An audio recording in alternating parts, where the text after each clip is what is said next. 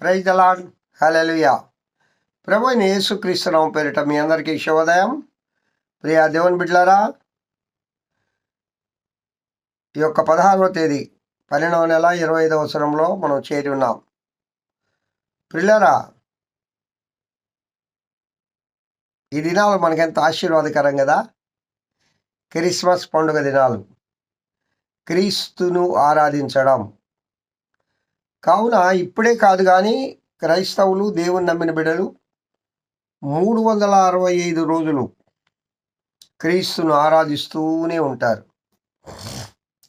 Christmas ఆరాధన అంటే ఇది క్రిస్మస్ పండగ రోజు కొంచెం స్పెషల్గా ఏదో చేసుకున్నా అప్పుడు మెయిన్ యేసుక్రీస్తు జన్మించాడు అని ఆరాధిస్తాం. అసలు యేసయ్య మన హృదయంలో ఎప్పుడైతే జన్మించాడో ఆ దినం నుండి ప్రభువును ఆరాధిస్తూ ఉంటాం. అదే నిజమైన క్రిస్మస్. ఇక్కడ ప్రియులరా, క్రీస్తు జనన విధానం ఎట్లా కానీ ఆ జనన విధానాన్ని తెలుసుకునేటప్పుడు తల్లి అయిన మరియా, అలాగే యేసేపు, అలాగే గొల్లలు, జ్ఞానులు, గబ్రియేల్ దూత, అలాగే స్టార్, అలాగే హెరోదు రాజు, బెత్లెహేము, వీటన్నిటి గురించి మనం కొంచెంగా పరిశుద్ధాత్మ దేవుని ద్వారా తెలుసుకుంటే క్రీస్తు జనన విధానం ఇట్లనగా అనేది కొంతవరకు మనకు అవగాహన అవుతుంది. ఆత్మదేవుడు మనతో నేర్పించను గాక. ఈ దినము యేసేపు గారి గురించి కొన్ని విషయాలు మనం బైబిల్ గ్రంథంలో రాయబడి ఉన్నవి ఆత్మదేవుడు మనతో మాట్లాడను గాక. నిజంగా యేసేపు ఎంత నీతిమంతుడంటే, ఆమె భర్త అయిన యేసేపు నీతిమంతుడై ఉండెను. ఎంత మంచి మాట అండి. మత్తయి సువార్త 19వ అధ్యాయంలో 1వ అధ్యాయం 19వ వచనంలో ఆమె భర్త అయిన యేసేపు నీతిమంతుడై ఉండెను. ఎంత గొప్ప మాట అది. ఆ విధంగా ఒక వ్యక్తి గురించి బైబిల్లో నీతిమంతుడు అని రాయబడిన వాళ్ళు కొద్దిమందిగానే ఉంటారు. అది మనం వేళ్ల మీద లెక్క పెట్టవచ్చు. అది పరిశుద్ధ గ్రంథంలో. ఎందుకంటే ఆయన నీతిమంతుడై ఉన్నాడు ఎలాగ తెలుసుకోవాలి అంటే, తన భార్య గర్భవతి అయింది అని తెలుసుకొని కూడా రహస్యంగా ఆమెను అవమానపరచనొల్లక రహస్యంగా ఆమెను విడనాడ ఉద్దేశించను. అది నీతి అంటే. చాలామంది ఈ దినాల్లో భార్య మీద అనుమానంతో ఆమె తప్పు చేయకపోయినా తప్పు చేసింది అని చెప్పి అవమానించే పురుషులు ఉన్నారు. వాళ్ళు పురుష పుంగవులు అంటావా లేక పురుషోత్తములు అంటావా మనకు తెలియదు. ఈయన అలా కాదు, ఆమెకు గర్భం వచ్చింది కానీ ఆ నీతిమంతుడు, దేవుని యందు భయభక్తులు కలిగిన వాడు,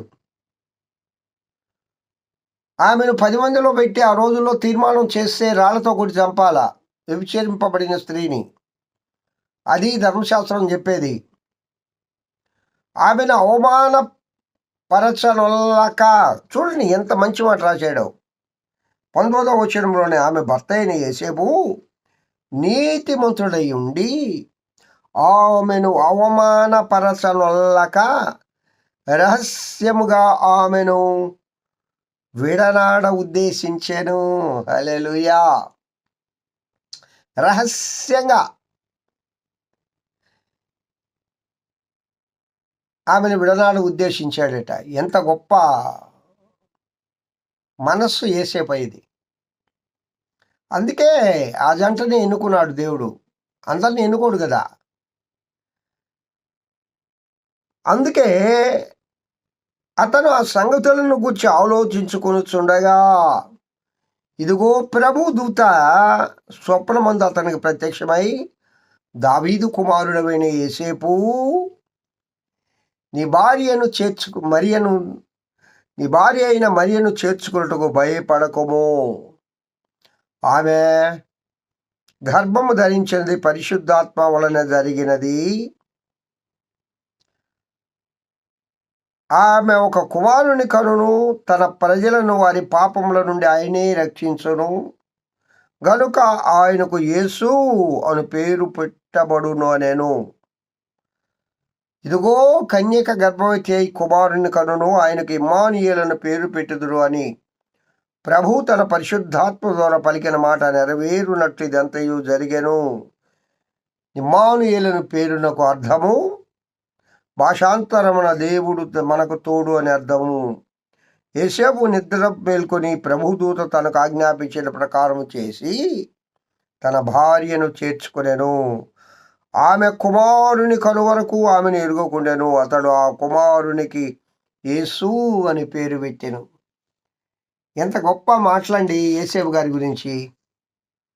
యేసయ్యకు యేసు అని పేరు పరిశుద్ధాత్మ వలన దేవదూత చెప్పినప్పుడు అది మనసులో పెట్టుకొని యేసు అని పేరు పెట్టాడు. అలాగే యోహాను గారికి జకర్యా యోహాను అని పేరు పెట్టాడు.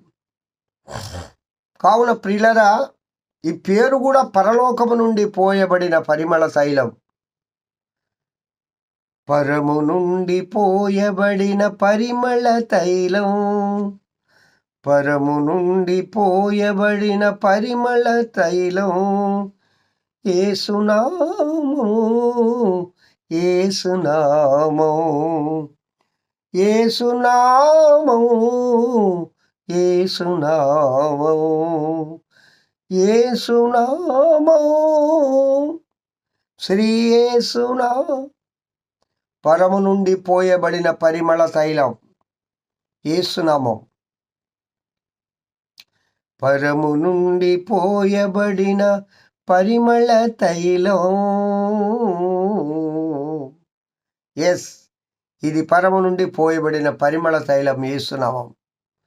తన ప్రజలను వారి పాపముల నుండి విడుదల చేయడానికి యేసుక్రీస్తు ప్రభు ఈ లోకానికి వచ్చాడని గబ్రియేలు దూత ద్వారా యేసేపు తెలుసుకొని ఆమె పరిశుద్ధాత్మ వలన గర్భం ధరించినదని నమ్మాడంతే. ఎందుకనగా ఆయన నీతిమంతుడు. యేసేపు నీతిమంతుడై ఉండెను. ఆ దినాలలో నీతిమత్వముగా జీవించేవాడు. ఆయన దావీదు వంశానికి చెందినవాడు. హల్లెలూయా.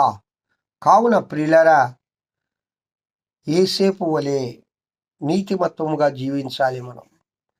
మనం నీతిమంతులము ఎప్పుడవుతామంటే యేసయ్య చెప్పిన మాటను నమ్మాలి, విశ్వసించాలి. నేను చెప్పాను, నమ్మడము, విశ్వసించడము, గైకొండము, నడవడం.